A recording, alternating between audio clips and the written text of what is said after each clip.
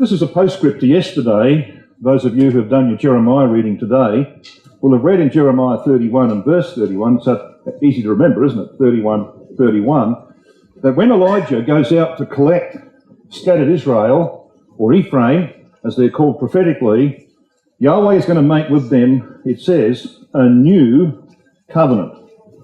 Now, it's been suggested, incorrectly, that that's actually a really new covenant. It's not. It's the one we were talking about yesterday. It's what Paul calls the second. He takes away the first, the Mosaic, that he might establish the second, the Abrahamic. And of course, it's a fact that Paul quotes from Jeremiah 31 in Hebrews chapter 8. And in Hebrews chapter 8, the subject is obvious. It's the Abrahamic covenant. So that just adds to what we said yesterday about these two covenants and their relationship one to another. Though the Abrahamic appeared first like the hand of Zerah, it was the Mosaic, the Phares aspect, it was the Mosaic that was confirmed first by the shedding of blood. The new covenant, or the second covenant, is the Abrahamic, because it was only confirmed by the sacrifice of Christ.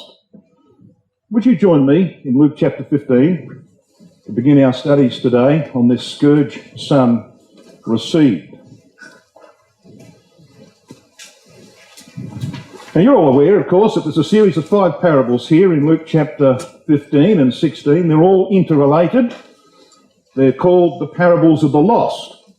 And so we have the lost sheep, the lost coin, the lost sons, the lost steward, and the lost high priest. Now, that's not the common names for these parables, as you're obviously aware, but that's what they really are, the parables of the lost. And of course, it's the audience that hears these parables that are the subject of the parables. If you have a look at Luke chapter 15 and verse 1, you read, "Then drew near unto him all the publicans and sinners for to hear him." And then, of course, in verse 2, "And the Pharisees and the scribes murmured."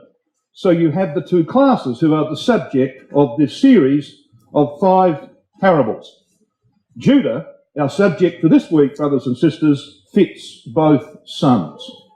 He's the perfect type of the nation to whom Christ came, of whom he now speaks in these 5 parables. In Luke chapter 15, verses 8 to 10, we had the lost coin. And of course, we saw Judah's motivation yesterday, didn't we? He was driven by the profit motive.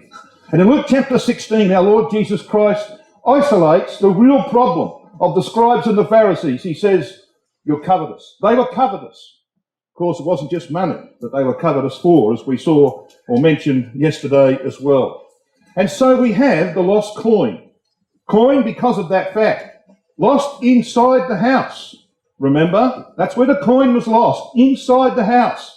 And that's where Judah was lost, wasn't he? Until we come to chapter 38 of Genesis, he was lost inside his father's house. It's possible to be brought up a Christadelphian, to be here, brothers and sisters, to go to the meetings, and yet still to be lost inside the house. But then, of course, you've got the other son. And we know from what follows that the parable of the 2 sons, the prodigal as he's called, and the elder son, those 2 sons represent these 2 classes of people. The unjust steward is the one who writes down the law, as, of course, Judah did. In chapter 15 of Luke, in verses 4 to 7, we have the lost sheep, revealed further in the younger son who goes out and spends his father's living with harlots, etc. Well, that's Judah lost outside the house. That's the story that we saw yesterday in Genesis chapter 38. So up to the end of chapter 37, he's lost inside the house. He has a profit motive. He leaves the family of Jacob. In other words, he basically leaves the truth, and he's lost outside the house. So we have in these parables of Luke chapter 15 through 17 some really strong evidence that, of course, Judah is a type of the nation to which Christ came. So let's come back and have a look at the life pattern of Judah. We saw in Genesis 29, verse 35, that when he was born, Yahweh was praised at his birth. We saw in Genesis 37, verses 26 to 27, that he became the betrayer of his brother. He was the one that was instrumental in Joseph being sold to the Ishmaelites to go into Egypt. We saw in Genesis 38 that Judah's shameful and disgraceful behaviour as a Christadelphian, or an ex-Christadelphian you might say, becomes the type of the nation at the time of Christ, driven, as we've just pointed out, by that profit motive. He had a mind like a cash register. What profit is it that we just kill our brother? And then we come to Genesis 43, verses 1 to 14, and the change, brothers and sisters, is absolutely remarkable. So what happens between Genesis 38 and Genesis 43 and 44? What has gone on in the life of this man that he can do a complete U-turn? That he can become an absolutely antithetical character to what is revealed in Genesis 38? What has happened here? Well, we're going to find out what has happened in the life of this man. And we might even see some reflections in our own life, and we certainly will remember what is happening or has happened in the life of others that we know. God is at work in the life of Judah, as we're going to see. And that, brothers and sisters, is very comforting, isn't it? Very consoling. He got to the bottom of the barrel, and God picks him up out of it and makes him the leader of Jacob's family. In Genesis 44, the chapter that was read by Brother Don this morning, we see Judah as a spokesman for his brothers. And it reveals, his words reveal this reformed character. And then in Genesis 46, verse 28, we see that Jacob entrusts Judah with the enormous task of shifting his entire family to Egypt. He's very careful in who he selects to do that job. And so it's Judah who is given that task. So we're going to see, brothers and sisters, a remarkable change in this man. So what could change Judah, worldling, covenant breaker, fornicator, hypocrite, into the leader and reformer of his family? What might that be? Well, I want you to come with me to Genesis chapter 43. Genesis 43, the chapter before the one that was read this morning, we had the beginning of this process. Genesis 43, and at verse 1 we read, "And the famine was sore in the land." Now we're going to see how important that was. But then as the record goes on, because you see, Jacob's sons had been to Egypt. They'd been clearly told, hadn't they? Don't come again, and come again. So, we read in verse 2, "It came to pass when they had eaten up the corn which they had brought out of Egypt, their father said unto them, Go again, buy us a little food." So who is it that it pipes up? Who is it that comes forward as the spokesman for his brothers? Well, it says in verse 3, "And Judah spake unto him, saying, The man did solemnly protest unto us, saying, Ye shall not see my face, except your brother be with you." And he goes on and explains that, brothers and sisters, to his father Jacob, who is very, very distressed by the fact that he might lose Benjamin as well as Joseph. So we say here that what we have in this record of Genesis chapter 43, verses 1 to 14, which we're not going to consider in great detail for the sake of time, but what we have here is a revelation of a new character in Judah. There is calmness, there is firmness, there is resolution, and there's what we call altruism. Now, what is altruism? Well, it's the antithesis of the profit motive, the absolute opposite of the profit motive that has driven this man prior to this chapter. There's a definition of altruism on the screen there. It is an attitude or way of behaving marked by unselfish concern for the welfare of others. In other words, it's the Christ spirit. It's that spirit which the Apostle Paul talks about when he says, you've got to prefer others above yourself. You've got to put everybody else and their interests and their eternal welfare above your own. And of course, we all do that. It's automatic. It's human nature. We do that, don't we? Yeah. It's the absolute opposite of the way human nature naturally operates. From the day you're born, it's all about me. That's why babies cry. It's about me. I'm hungry. That's why teenagers do their own thing and spread their wings and disobey their parents sometimes. It's about me. So the intent of the truth in our life is to bring us to be Christ-like. And what was he like, brothers and sisters? Thy will be done. So what was God's will? That he might give his life for the salvation of the world. And we see in him the manifestation of altruism. And that's what he asks us to be, like him. He asks us to get to a point in life where we are prepared to sacrifice all of our own interests, that we might devote ourselves to the salvation of others, whether that be, of course, in our family. We have obligations to our wife, to our children, to our grandchildren, etc. We certainly have obligations to the ecclesia, and we have obligations to the brotherhood. There will never be a time, brothers and sisters, when you can say there's nothing to do. There will always be people who are in greater need than yourself. And altruism is when you think about them before you think about yourself. And that is where Judah arrives, through the operation of God in his life. So what was this process? Well, look at Genesis 42, verse 28.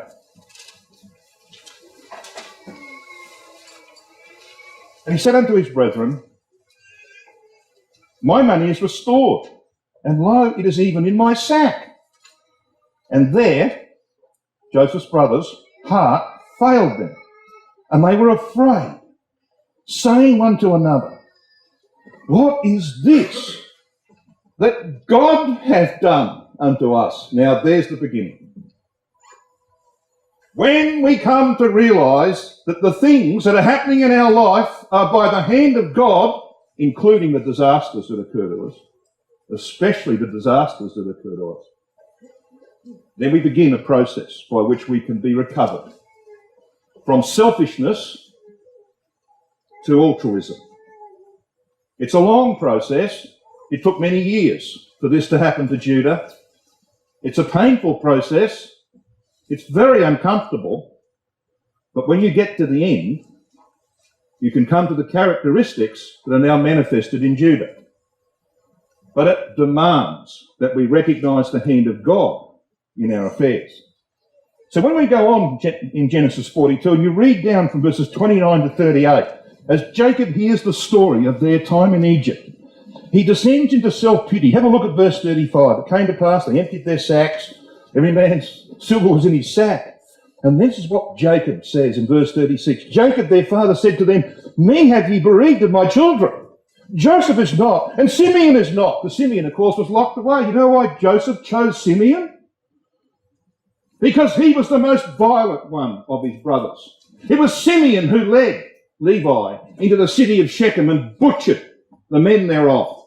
It was Simeon who stood at the side of the empty pit into which they'd thrown Joseph and said, ha, ha, ha, that's what you deserve. He was the violent one in the family.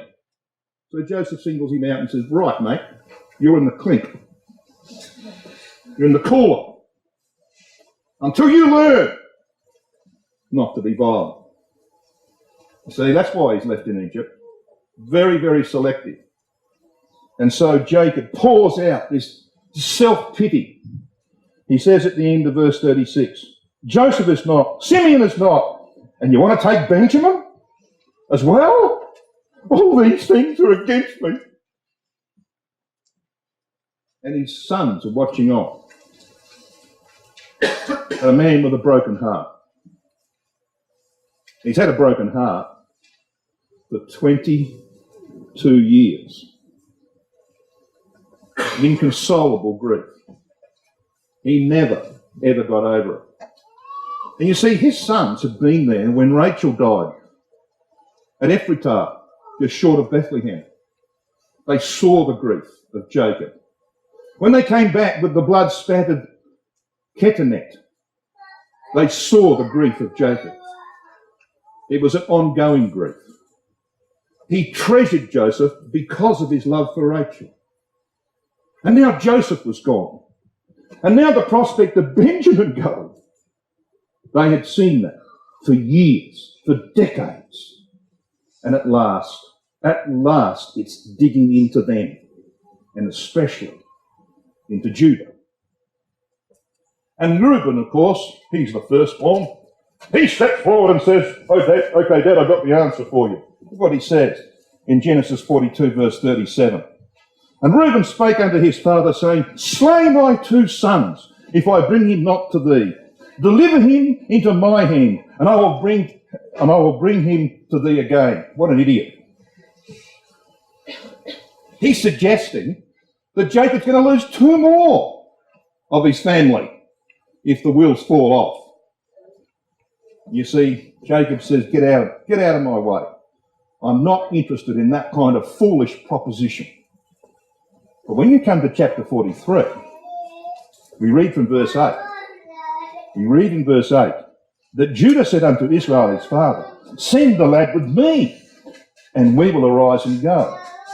But there's no stupidity about saying, slay my sons. Nothing like that. There's responsibility. There's calmness. There's resolution. He's a different man, isn't he? He's a totally different man. And so we see, he says, Send the lad with me that we may live and not die, both we and thou and also our little ones. See, he's bringing the whole family. We, the brethren, thou, our father, and all the little ones here for whom we have obligations and responsibilities. Let me go, Dad, but I can't go. And we will not go unless we take Benjamin with us. Verse 9, I will be surety for him. Of my hand shalt thou require him. If I bring him not unto thee and set him before thee, then let me bear the blame forever. And their father Israel said unto them, If it must be so now, do this. Take of the best fruits in the land in your vessels, and carry down the man of present, a little balm, a little honey, spices, myrrh, nuts and almonds. Take double money in your hand, and the money that was brought again in the mouth of your sacks, carry it again in your hand, peradventure it was an oversight, and take your brother and go. And God Almighty give you mercy. You know what that title is, don't you? El Shaddai. You know what El Shaddai is all about, brothers and sisters? Yahweh as a nourisher and builder of the family. And so when Jacob, who's just been so distressed that he's descended into self-pity, hears the words of Judah, he says, there's no other way. I'm trusting you, Judah. I'm putting my absolute trust in you. Why would he do that? Well, because you see, Judah is now back in the ecclesia. He's back in the family. He's a totally reformed man. This is not the Judah that Jacob has known of old. This is a man that you can lean on, that you can trust, because you can see the changes in his life.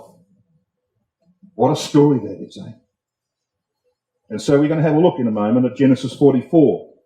We're going to see the consciousness of God that is working in the lives of these brothers, and especially in Judah. And we're going to see the compassion that Judah has for his father Jacob. And all of this bespeaks the fact that there has been enormous changes in this man's life, in his faith, in his conscience, which is now very sensitive, in his sensitivity to his father's grief and sufferings, and to his sacrificial love, his willingness, brothers and sisters, to give up everything that belongs to him that he might not injure his father anymore. And when we get to that stage in life, we're making a little bit of progress in the truth. When we get to the point, brothers and sisters, where that we are prepared to give up everything that belongs to us, that our Father might not suffer grief, we have altruism. You there yet?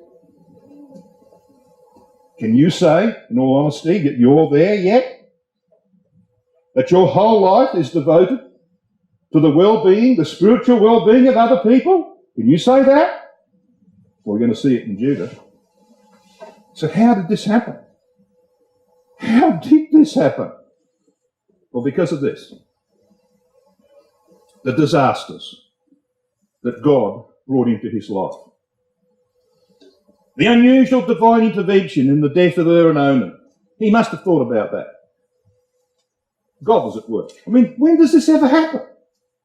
That you lose two mid-teenage boys by the hand of God? It doesn't happen. Yeah, it happened to him. And the premature death of his wife. Oh yeah, albeit she was a Canaanite, but he apparently loved her. And she dies prematurely. So he's lost 3 people out of his family. Lost any? 3. He's suffering grief. And we know this because the record of Genesis 38 says that when Judah was comforted, yeah, he went through a good deal of grief. And because of his grief, brothers and sisters, because he's now going through what Jacob went through when Jacob lost Rachel and he lost Joseph. Judah's going through this. And there are the bitter memories of decades of his father's grief in the wake of his own personal losses. And his conscience is afflicted by a broken promise. He'd been taught, like all good Christadelphians are taught from their very earliest days, you do not tell lies, and if you make a promise or a covenant, you do not break it under any circumstances. And he broke it.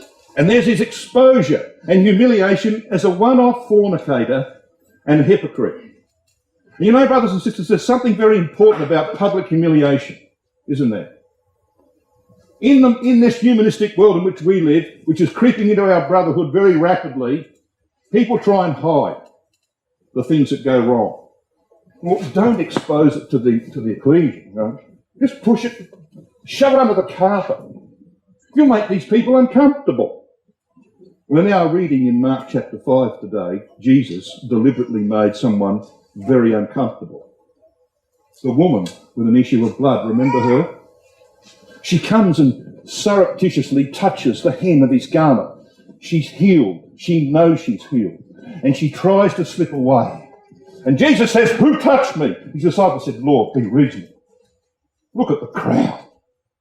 He says, someone's touched me, and I want to know. You know what the record says in Mark 5? She has to own up. And she told him, it says, all the truth. And that's what Judah is going to do in the presence of one who he thinks is Pharaoh, virtually Pharaoh.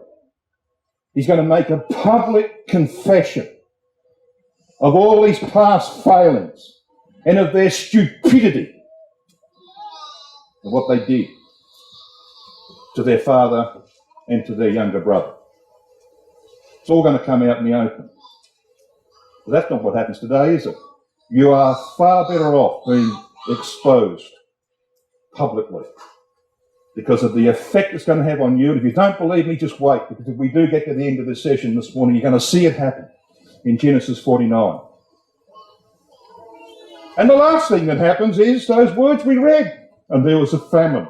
And this is a grievous famine, isn't it? 7 years of dreadful famine.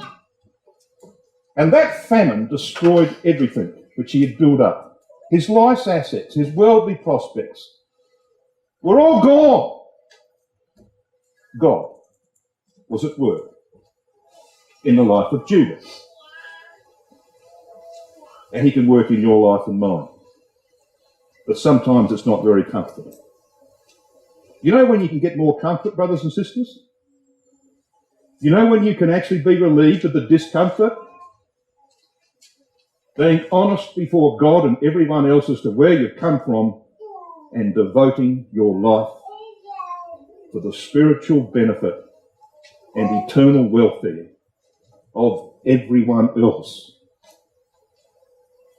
Denying yourself. That's when you get some comfort. That's the lesson we learn from Judah. So come to Genesis 44. Now we've got to step through this fairly quickly. I'm watching the clock. step through Genesis 44 fairly quickly. We don't need to go through it, do we? We've just read the story, and it's a repetition. It's Judas pouring out his heart as to what had already happened. We all know this record. And he's doing this publicly before Joseph, who he thinks is virtually Pharaoh. You know, when his brothers and his father come into the land, you know what Joseph says to them? He says, God has made me a father to Pharaoh. Huh? A father to Pharaoh? Yeah, probably the Pharaoh of the time was a teenager. They used to make them pharaohs, didn't they, as teenagers, if the position became available.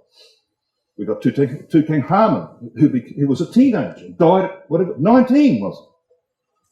So the Pharaoh was probably very, very young. And there's Joseph, you know, in around 40 or so. He's a father to Pharaoh. And the boys know this, his brothers know this. He's virtually Pharaoh. He can snap his fingers and have their heads taken off straight away. You're going to see this come out of Genesis 44. So let's have a look at verse 14 of Genesis 44. Now, look what it says. And Judah and his brethren. Why don't we just say Jacob's sons? Why does it say Judah and his brethren? Well, there are 3 older brothers there. You know what it's like in families? If number 4 in the family pipes up and says, here I am, I'm the leader of this family, numbers 1, 2 and 3 say, you are not. Isn't that what happens? Even when you mature? Yeah. Well, you see, it's obvious, isn't it? Judah is clearly the leader, the accepted leader of his brothers.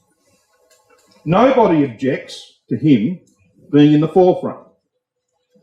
He's clearly their leader. And the record says that they fell before Joseph on the ground, fulfilling again the dreams which they despised and for which they had tried to put him to death. And then we read this in verse 15. And Joseph said unto them, what deed is this that ye have done? Wot ye not that such a man as I can certainly divine?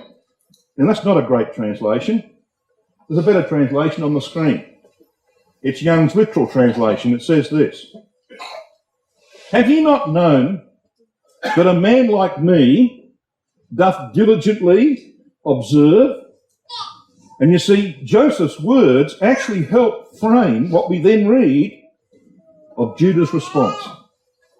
That God had also observed their behaviour. And he had found them wanting when he'd weighed them in the scales. And he was working in their life. God had clearly worked and observed. So that's why we get the answer of verse 16. Who is it that speaks up? Is it Reuben? Levi? No. And Judah said, brothers and sisters, we will find in the rest of the Bible that Judah is always first.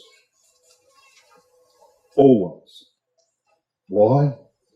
Because of complete conversion. That's why. You want to be first? Then convert and serve everyone else. You want to be great? Then be a servant to all.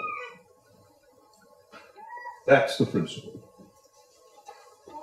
So we read of Judah's confession. He says, what shall we say unto my Lord, my Adon? What shall we speak, or how shall we clear ourselves? Now, just get the scene, brothers and sisters. Put yourself in this position in the contemporary era. Let's just say that those of you who are Canadians have done something which the government queries, and you have to appear before Mr. Stephen Harper from Alberta. All right? Or if you're Americans, the unfortunate thing is you have to appear before President Obama. But no, what I'm trying to do is to get you to put yourself in these boys' shoes, okay? You need to do that. So anybody here, if you're in the presence of Mr. Stephen Harper and you had done something that wasn't clearly all that good, would you make a public confession without being asked to do so? Would you? Nobody would. You wouldn't come out in the open and say, look, we've messed up big time and we're foolish, we're idiots. Would you? But Judah does. And that's the remarkable thing here. That's exactly what he does. So what we have here, brothers and sisters, something very unique. Because he says this in the balance of verse 16. God hath found out the iniquity of thy servants. Well, he thinks Joseph is an Egyptian. He thinks that Joseph's God is not their God. All right? He thinks Joseph worships the gods of Egypt. What's he doing making this public declaration?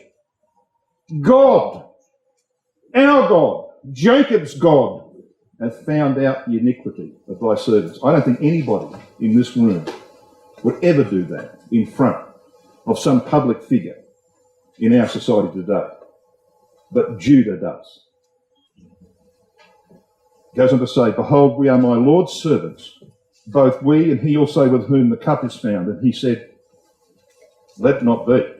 But the man in whose hand the cup is found, he shall be my servant, and as for you, get you up in peace to your father.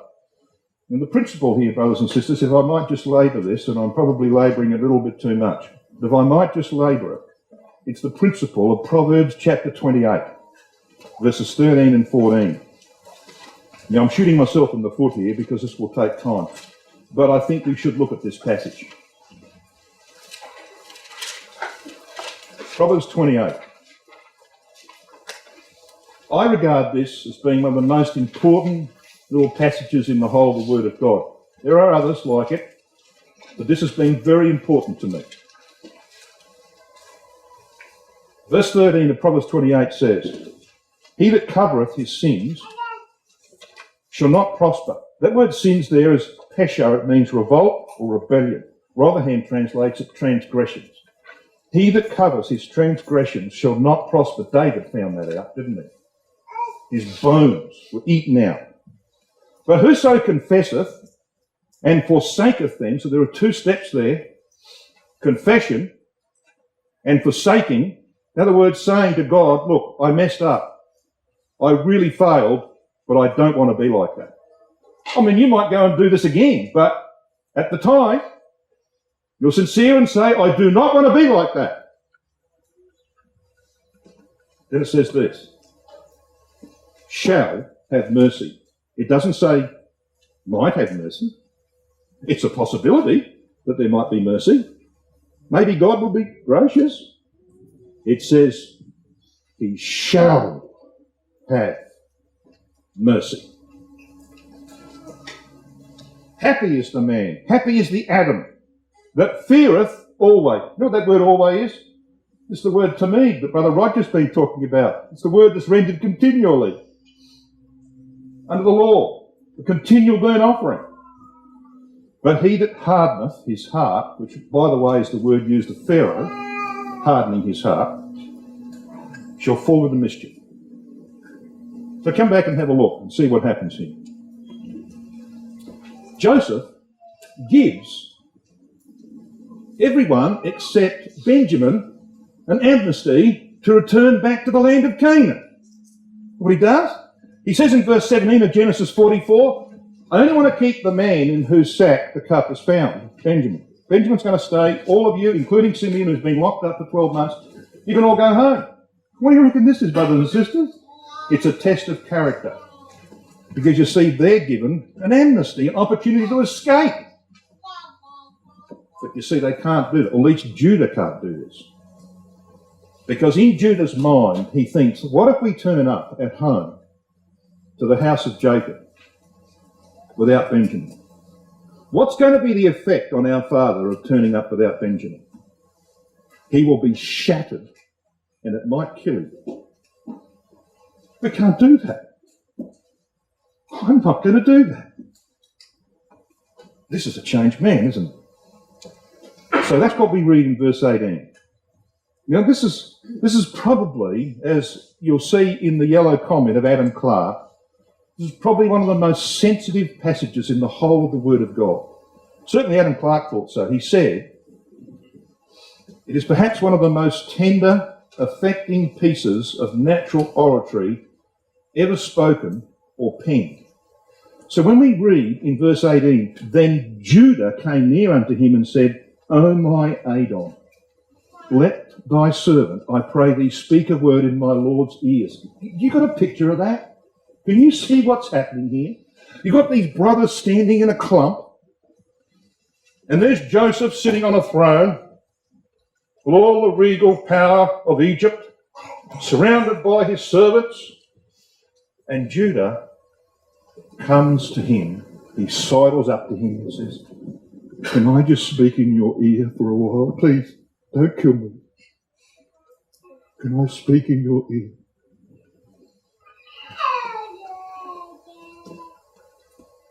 And he tells him the story. That's a long story, isn't it? Don had to read it. It's a long story. He goes through the whole history. He lays before Joseph all the truth. I don't know how Joseph held on to himself, quite frankly. Because we know in chapter 45 it says that Joseph could no longer refrain himself. He had to get out of there. He was going to break down. He did break down. How did he hold on for so long? As Judah pours out his heart on behalf of his brethren. What a scene that is, brothers and sisters. That is genuine and full repentance and reformation, isn't it? And that's what God wants to see in us all. We want to be first, as it were, kings and priests in the age to come. We want to be with the greater Joseph as he takes over the whole world. That's the spirit that Yahweh wants to see in you and me. Verse 18. Let not thine anger burn against thy servant. He realised the inherent danger to himself of doing this. He knew that Joseph could say, this fellow's I'm in danger. Get rid of him. He knew Joseph could do that. But he puts, brothers and sisters, the well-being of his father before his own well-being. Verse 30 says this. So let's jump down to verse 30. Now therefore, when I come to thy servant my father, and the lad be not with us, seeing that his life is bound up in the lad's life, it shall come to pass when he seeth that the lad is not with us, that he will die. And thy servant shall bring down the grey hairs of thy servant our father with sorrow to the grave. He simply couldn't do this to Jacob. There was a time when he could. When they brought back the blood-spattered garment and said, here, Dad, your boy's dead. And they watched him grieve for years and never said, look, it was all hoax. He's actually still alive. They could have done that, couldn't they? But they didn't. They watched his grief for decades. But now it's all different. Now they can't do it to him anymore. And Judah is at the head of that. He will die, we read in verse 31. In fact, when Jacob received the news that Joseph was still alive, he almost died. We read that in Genesis 45, verse 26. His heart failed him when he heard that news. What would have happened if the news had come back that Benjamin wasn't going to return? With sorrow, Jacob had endured 22 years from the loss of Joseph. And prior to that, he had endured years of sorrow at the loss of Rachel. Judah says in verse 32 of chapter 44, I became surety for the lad. And the Hebrew word that is used here has to do with being a security, standing in the place of someone else. And look what he does, brothers and sisters, in verse 33. You reckon you would have done this?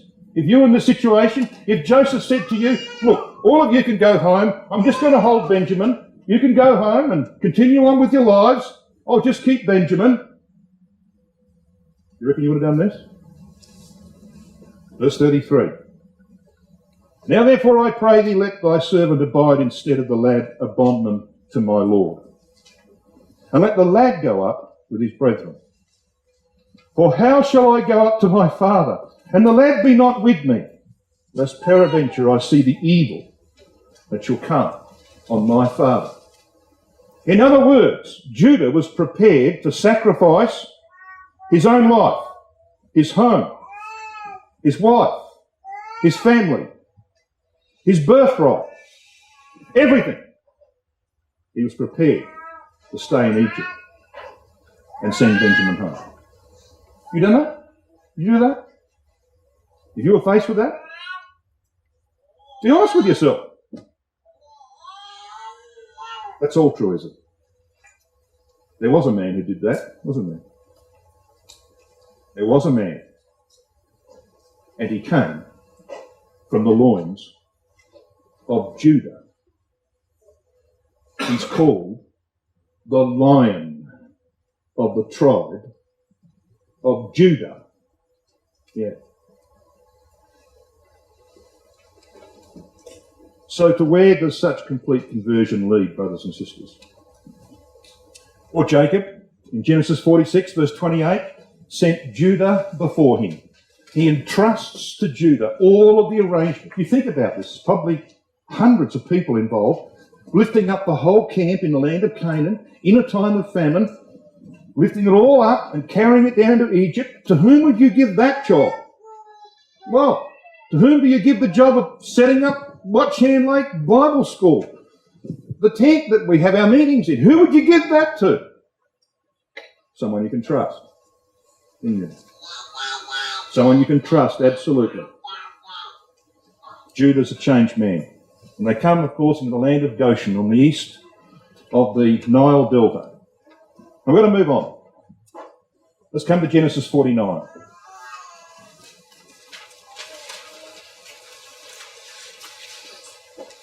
Marvellous chapter this.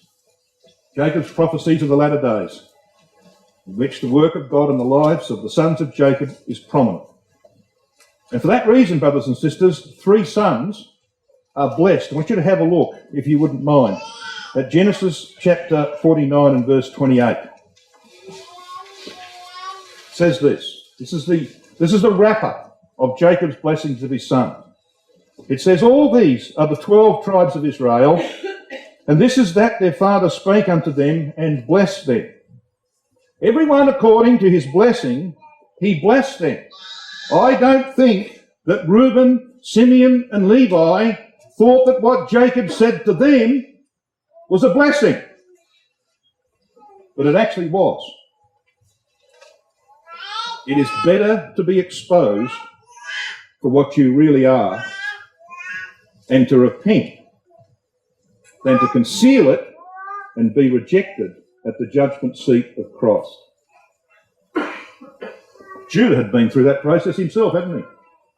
And he'd publicly confessed, and it was obvious to everyone now of the change of the character of this man. But it hadn't yet happened to Reuben, Simeon and Levi. So when their father blesses them, they copy. They are publicly exposed to what they really were, so that they might go through the same process as Judah and change their behaviour. History does show, doesn't it, that men born into privilege, including Christadelphians, and I often say to the young people that the greatest blessing that God ever gave me is that I was born into a Christadelphian family, because I'm quite positive, knowing my nature and knowing the idiocy that sometimes can be in my life, I know, brothers and sisters, if I wasn't born into a Christadelphian family, I wouldn't be here today. It's the greatest privilege that I was ever given. And my heart breaks when I see Christadelphian young people with the same privilege who don't appreciate it. That's the history, isn't it, of human behaviour. People with privilege rarely fully appreciate the blessings that they've been given and return back to God what they can. You know, Levi had to learn this lesson. Levi was a butcher. Went in the city of Shechem and chopped up the men. Levi in the future is going to serve, isn't he? And grateful and selfless service towards others is actually the greatest blessing you can have. So what about Reuben? Well, have a look at Genesis 49. This is the blessing on Reuben, if you can call it that. Verse 3. Reuben, thou art my firstborn, my might, and the beginning of my strength, the excellency of dignity, and the excellency of power. You almost see Reuben sort of think, oh, this is terrific. Oh, this is really good. Unstable as water. Thou shalt not excel, because thou wentest up to thy father's bed, then defilest thou it. You know, when you read the end of verse 4, you've got to get the picture in your mind. Because Jacob, this old man, he's about to die. He's looking straight at Reuben. But then he looks to the other brothers. Because this is what it says at the end of verse 4. He went up to my couch. See, he's not talking to Reuben anymore. He's talking to the brothers. He went up to my couch. He's exposed before his brothers for what he really was. That's a blessing. Because when you get to chapter 50, it's pretty obvious that Reuben and the other brothers have come a long way from this record in Genesis 49. That is a real blessing. You know, there were three things that belonged to the right of the firstborn.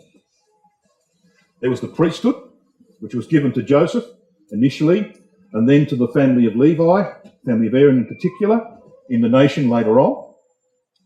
There was the authority of the family that was given to Judah, who would produce the ruler in Israel. And there was the inheritance, the double portion that was given to Joseph, Manasseh and Ephraim, the two tribes in the nation. You know, when Jacob says to Reuben, you are my strength, he's talking about the inheritance, the double portion.